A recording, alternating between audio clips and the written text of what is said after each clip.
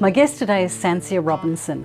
Sancia has been in the Australian entertainment industry for quite a long time, and over that career she's done many different things. She's been an actor, she's written a play and a book associated with that play. She's been a show booker, and now she's doing quite a lot of work teaching actors. Sancia, thank you very much for coming along today. Leslie, thank you. I was very impressed by your presenting skills as well. Not only are you a fine actor, you're able to present. Thank you very much. Very good. So many things that I want to talk about. I'm not even sure where to start. So let's start with Nida. Okay. Yeah, that's a good place to start, really. Yeah, so my journey around acting, I wasn't really interested in acting until I had a mental illness when I was 16. And I found acting was a really great way for me to understand myself. And I'll bring this up a number of times because acting is not therapy. And so I'm really clean on when it's useful for people to be acting to find themselves. I'm a massive fan of that. But if it's about finding yourself, right from the beginning, that is not you don't go pro because you have a connection with acting because you express yourself. But I did have a connection with acting because I expressed myself and I really loved it. And then it did turn into something that I thought I would do professionally. And I went to a really academic school and even they encouraged me to do it. So I went to Nida, which was amazing. It was an amazing opportunity, mainly because I'd never really met an actor before then. So that was really necessary to go to a drama school, I think. I don't think it's necessary to go to a drama school at all. But for me, I had Nida was really useful, particularly at that time. It was an absolute passport to work. Mm-hmm. I got a job offered to me and I was like, you haven't even auditioned me. They went, if you survived there, you're going to be fine. So I did Nida, which I really loved. Lots of people don't love Nida. I really loved it. I loved it. And then I graduated and I worked, I was lucky. I did pretty well. I did a lot of plays. I did MTC, STC, South Australia Theatre Company. But I was a really unhappy person because I still had a mental illness really. And I found acting very unstable as a business for me. I didn't understand the business then. So I took everything personally. And it was really just, I think I've been doing it for 4 years and could really just see that I did this audition, about 8 auditions for Blue Heelers, the original Blue Heelers. And I'm pretty honest with myself. And over that time, I lost so much weight because I couldn't work out what I was doing wrong because I didn't understand the business. So I presumed I'm not getting the role, so I must be doing something wrong. It's my body. I need to change that. Anyway, as it turned out, I got the role.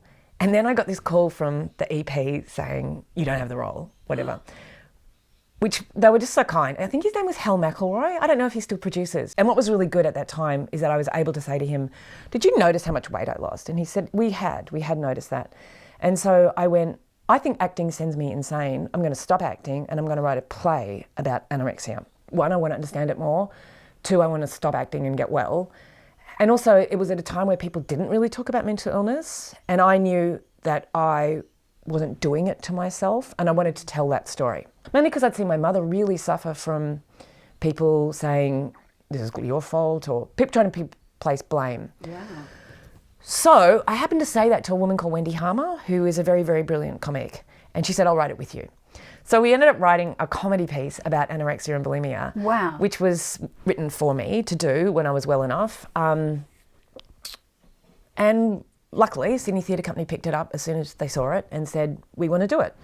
So I did this play, which was relatively groundbreaking, I think that's okay to say about, because people weren't talking about that and not about bulimia. And I remember thinking backstage before, because it shows process, it shows around bulimia, I remember thinking, going, oh, maybe I should have told my friends that I was bulimic, what the... Anyway, of course, you think you're getting away with it, but you're not. They're like, yeah, I think we kind of knew. Anyway, it was an incredible experience. It did very, very well. And they then took me to Edinburgh, which was really great. And then we went to Hong Kong. And this is the whole thing about a long time ago, shame around mental illness. I had a panic attack on stage. I thought, I was so ashamed of myself. I remember calling up Sydney Theatre Company going, I have to tell you that this has happened. And even though they were amazing, they were like, oh, that old thing, don't worry about it. I just decided that I could never act again because it was so... frightening for a start. It's frightening. And I'm also a worker and I'm also aware, and it's something that I talk a lot about as a teacher. I was very stressful to work with. I remember one of my first big shows that I did, I got cast opposite Hugo Weaving. There's a big name. Yep. Blang. Yeah. And I really didn't feel I deserved it. I was really gunning it as an actor, and suddenly I think you call it Imposter syndrome is what we... I was not safe to work with. My anxiety was off the Richter, and luckily there was a very, very, very kind actress called Heather Mitchell, who everybody adores, who kind of just sort of said, have you ever tried meditating? And I'm like, no. And took me off to TM, and in a week, the director said, thank you so much for going on medication, which PS I'm a huge fan of, but I hadn't, I just meditated. And she was so lovely, and obviously having someone be kind to you also can, it can change the way that your perception is that I deserved to be there. So that production did really well. It was beautiful. It was John Ennui. It had Reese McConaughey, remember Reese? Yes. Oh, I loved Reese, and Heather and Hugo. It was really a privilege to do. But that was kind of my knowledge of myself. I was like, I don't think I'm fun to work with. And I wanted to be not a fun, safe is the right word. I wanted just to do the work. But that was where my mental illness was always interrupting with so that was why I really recommend, it's probably half the reason I'm excited to talk to you, because I do want to talk about, if you're not feeling well, stop for a year. Yes. I stopped for 20 years. Wow. 20 years I stopped because I just wanted to have a happy life.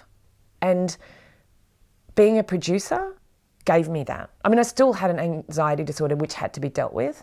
It was just having a full-time job just gave me the security that I really, really, really needed. Yes. Because I think that the job description of being an actor does involve you won't know what's happening. Absolutely. And you have so little control over what you do in your life because it's not you picking things. So, yeah.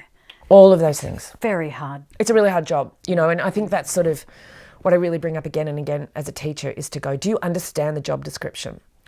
And when you do, decide to go pro. Because I think it's perfectly valid to act for the rest of your life and not go pro. Like having worked on those big shiny floor shows that I've worked as a talent producer, the more successful the person, the harder they will work. Like it's unbelievable how frustrating that is. But yeah, it was such a theme in going. I remember Midnight Oil came on. I worked on a show called The Panel many years ago, and that was kind of the first time I saw it. John Farnham was the same. These people that you go, you can just come in and phone it in and you're going to be amazing. They are always the people that are so early. Their rehearsal process is so long. Their perfectionism is so ridiculous. They're someone like John Farnham, having worked with him that time, you go, oh my God, he puts himself through hell because he wants to give so much. He's the nicest man in the world. It was just brutal watching him. I'm going. It's also a very lonely job, and it's a job where you actually have to motivate yourself all the time for everything that you're doing. And continuing to do that and to keep working at that Olympic level is extraordinarily difficult. Do you have any ideas, any tips for people? Grab a team. You have to grab a team. I think long term, that the best decisions I've made have been when I found a group of collaborators, mainly because I'll change a date if I can to myself. But if I've committed to someone, I'm in, that's it. So that's my main advice, to find a team that are fun as well. Yes. Yes. Because it's not just finding a pack of crazy people too. Case in point, recently I worked with the very brilliant Claire Sarah and Elias Jameson Brown. We did This Wide Night. And wonderful. Thank you so much. It was great. That's so kind. Thank you for how supportive. Do you know how much people appreciate how supportive and lovely you are? You're freaking awesome, Leslie. You really are. And we see it, and you're amazing. Thank you. Yeah. So thank you. Look at you squirming. No, thank you, Sancia. But you really are. All of us do. You're very, very, very loved. They were incredible, and they were fun and not dramatic. And just always, I hope when I teach is that I always keep it on the work. The work sits at the top. Work is just everything to me. It's the key. It's the key to your success. It's the key to your emotional freedom, because if you're just worried about the work, then you're not interested in an outcome. Like when people come to me and say, how do I get an agent or whatever? I'm like, just do the work. When you put the work at the top, well, then you can't fail, because you always that was what you said you'd do, the work. So as long as you would take away, losing the attachment to outcomes is really another piece of good advice that I got early on. You might be wise for a while to not expect acting to be your main income support. It will give you the emotional freedom to have a happy life. Because I do think lots of actors have an unhappy life because they have unreasonable expectations of what the job will deliver. Absolutely right. Absolutely right. Before we talk about your teaching, which I do want to cover, tell me about doing the show booking. How did that come into your life, and what does it involve? Okay, yeah. So I did Mary Jane the play, and then Random House asked me to write a book, and I'm not a writer, so that's my problem. And I see a lot of actors, I did it around that. But then I remember my friend just said, just get a B. And I was like, okay, I'll write if I get a B. So I wrote a book, which it did do really well. There was an app. I wrote it for my younger self that desperately wanted a book not written by a professional, but someone that had gone through anorexia and bulimia and had got out of it. I wrote it for the mothers. I wrote it for the daughters. But I wrote it very thinking that they were going to get a proper person in to rewrite it. And of course they published that. And now I get it because it's so real. And what's it called? It's called Mary Jane Living Through Anorexia and Bulimia. And still, I mean, I wouldn't promote it now because it shows process. There's a big thing about if you talk about what happens, then maybe you might, is that dilemma. The play shows bulimia it shows it like a cooking show. Right. So it's hilarious and clearly it's a disaster. Like it ends very, very, very, very, it's really dark. So it's not like I'm promoting this as a lifestyle, but there's a fear and I just bow down to that. I go, oh, whatever. Like I don't want to in any way encourage that. But so I wrote that. And then I just knew I couldn't go back to acting. So it was just luck of the draw that I knew two comics, Tony Martin and Mick Malloy. And they asked me, what did you want to do at school? Because I was saying I don't want to act. I don't know what the hell I'm going to do. I said, actually, I really wanted to do radio, which I did when I was young. I really wanted to do radio. And they went, do you want to produce our show? And I was like, and they were very, very, very, very kind to me because I had no skills. I didn't even know how to use a fax machine. Remember fax? Yeah, I didn't even know how to do that. But what I am good at is that I really love talent and I really love hard workers. So I will work very hard for talent. I will work very, very hard. I know how good I am. So when I always worked with people that were better than me so that I could serve them. That's easy. Like, does that make sense? Yeah, absolutely. Yeah, I worked with some incredible, like I worked with Working Dog, which just was a privilege to work with them. Mick and Tony, that's Mick Malloy, Tony Martin, obviously brilliant. I did Spicks and Specs for many, many, many years. Probably, I couldn't leave because it was such a fun job. Well, yeah, absolutely. It was really, really great. And worked with ridiculously talented people on that, which was my privilege. And I think I was a good booker because I only went after talent. I didn't go after stars. Okay, tell me, what is the job of a booker and how do you go about doing it? So that job, which was different from producing, a talent booker or a talent producer my job would be to find people that I found really exciting, that I thought had a story to tell that was worth telling. And the process would be is that I would find 10 people and then I would go to the EPs, we'd have a meeting on a certain day and I would pitch the people and say, they're perfect for this. So, we had great producers, Courtney Gibson, who is, I don't know what Courtney's even doing now. She's a superstar producer. And then there was Paul Clark, who's a brilliant EP, Anthony Watt, brilliant EPs. So they were always like, they would just trust me. They learnt pretty quickly that I've got a really good instinct and I like taking risks. So, and I take responsibility. If something will fail, I'll be like, that was me. Adam Hills, Alan Bro, Miff Warhurst, you're not really going to fail around that lot. You know what I mean? So I think we did a good job. I really stayed away from booking beautiful people or, I really went to find people who had a really amazing story around music. But I mean, just so many talented. So tell me from the start, how do you go about deciding who you can, and what's the process for booking them? So then I would get the 10 people and we'd decide what that show was. Yep. And then I would talk to them quite a lot and get what I thought were their best stories.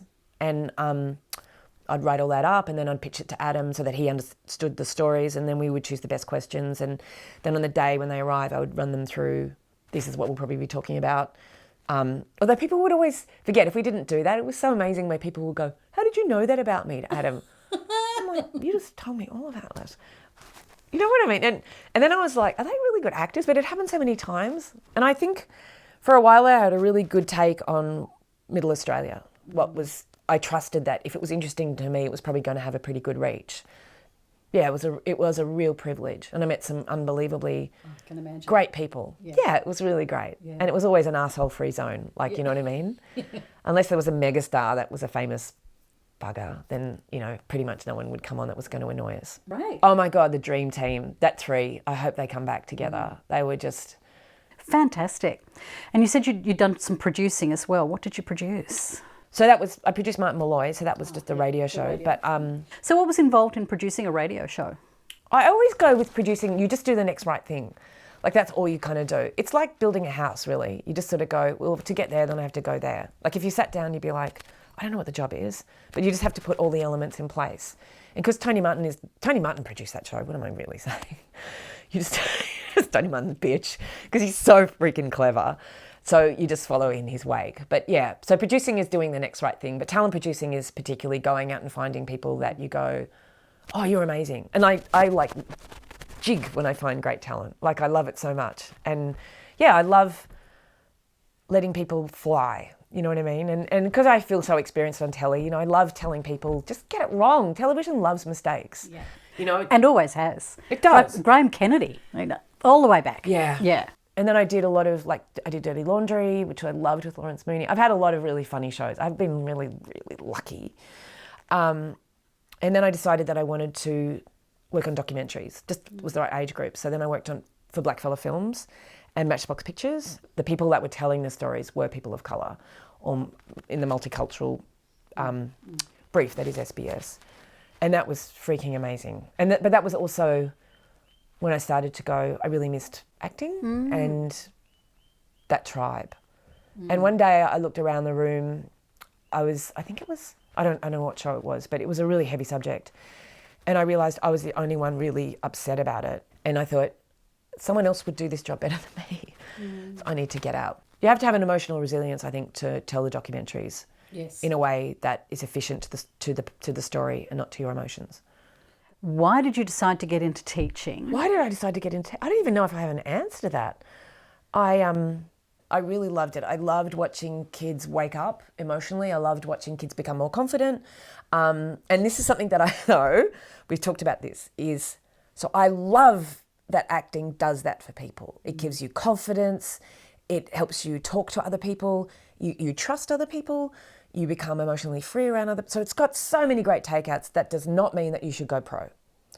It's like, so if someone said to me, I love swimming, I go 4 hours a week every Saturday, I think I'm ready for the Olympics. What do you reckon?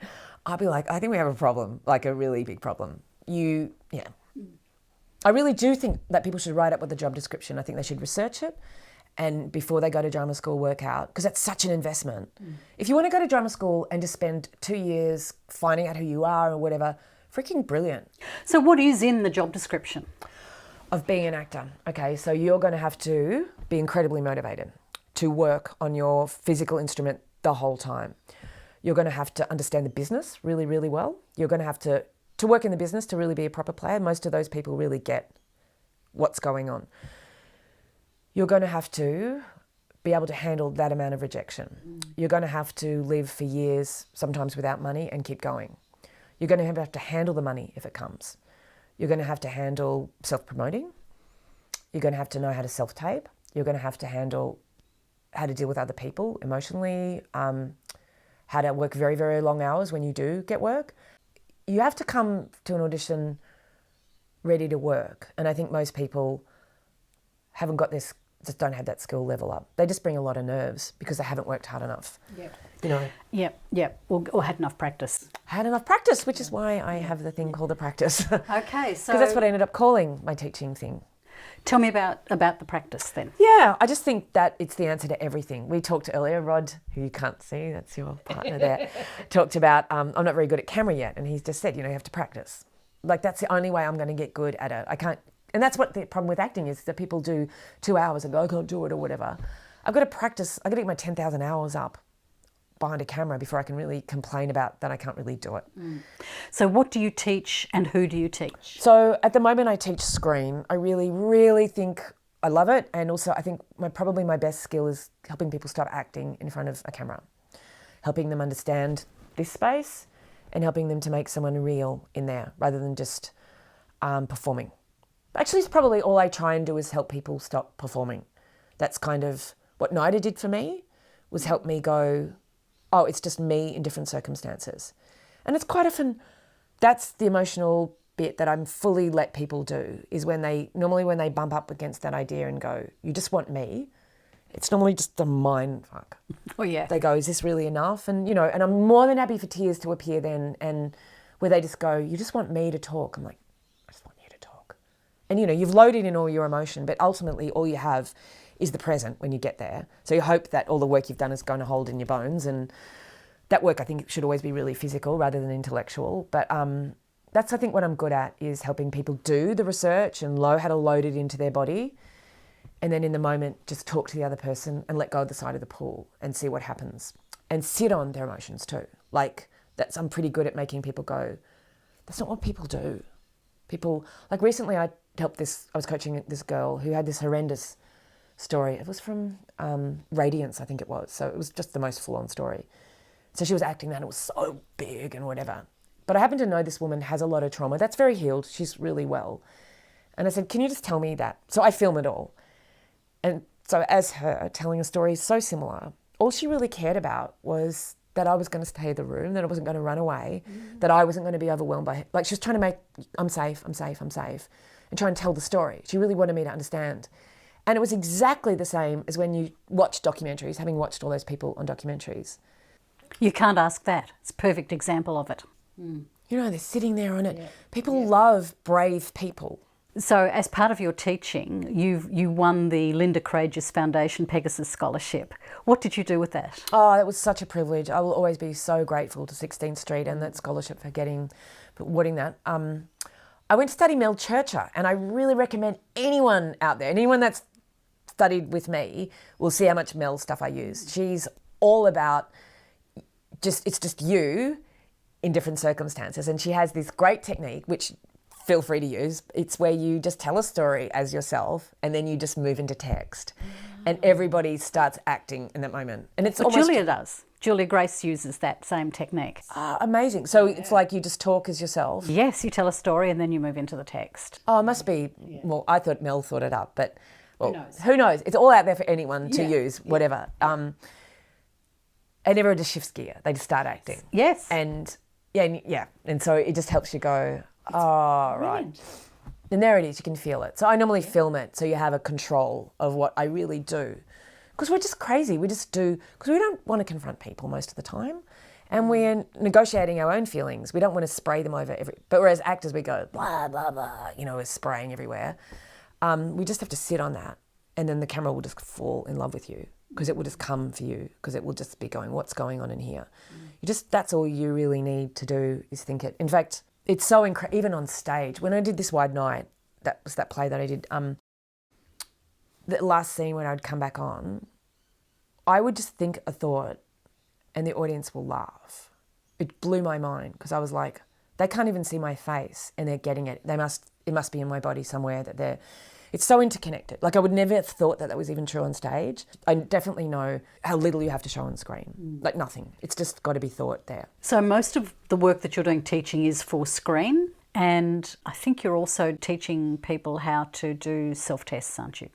Oh, yeah. Let's talk about the self-tests. I am teaching people how to make little clips, to make a clip gallery. I do it because it gives you practice.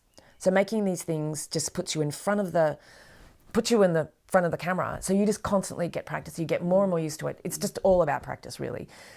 A lovely outcome is that your agent will then have collateral of you in very specific characters. So you can choose a character that you might even choose a show. You might go, I really, really want to crack at 5 Bedrooms or Wentworth or something.